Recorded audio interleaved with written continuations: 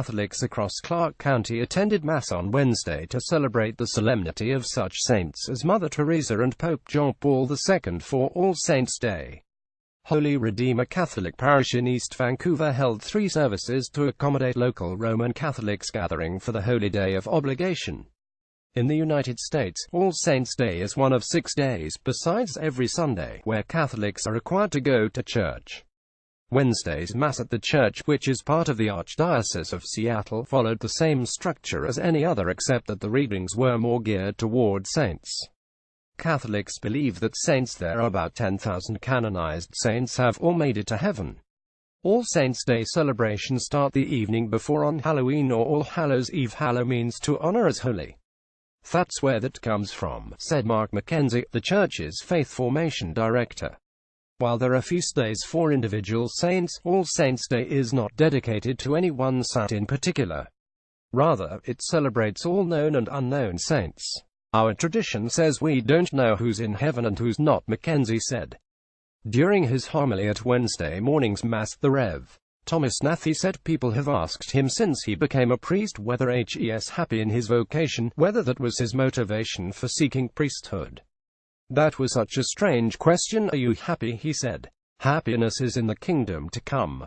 Nathi said Jesus did not come to earth to be happy, rather, he had a mission that he was trying to accomplish out of love, and fulfilling that mission was arduous. People do a lot of difficult, unhappy things, like taking care of a sick or dying spouse, because of love, Nathi said. All Saints' Day is meant to thank God for the saints and to be encouraged and inspired by the heroically holy lives.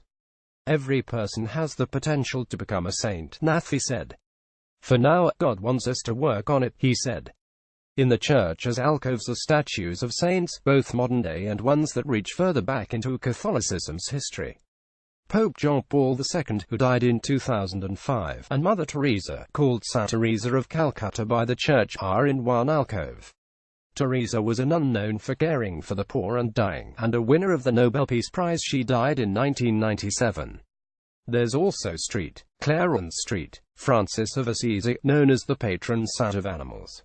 Both gave up the worldly possessions to serve others. Another statue depicts Mary the Blessed Virgin holding baby Jesus, and Joseph is in another alcove. More and more, the church is canonizing everyday people who aren't priests or religious figures but who live out their lives devoted to God and the neighbors, McKenzie said. The process of becoming a saint is rigorous, requiring several miracles, he said.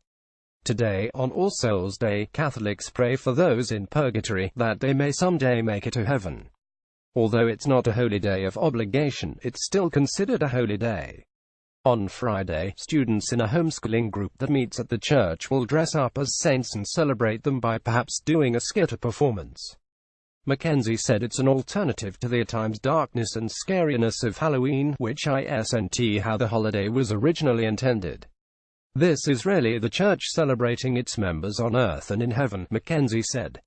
It's a beautiful celebration of hope and our eternal destination.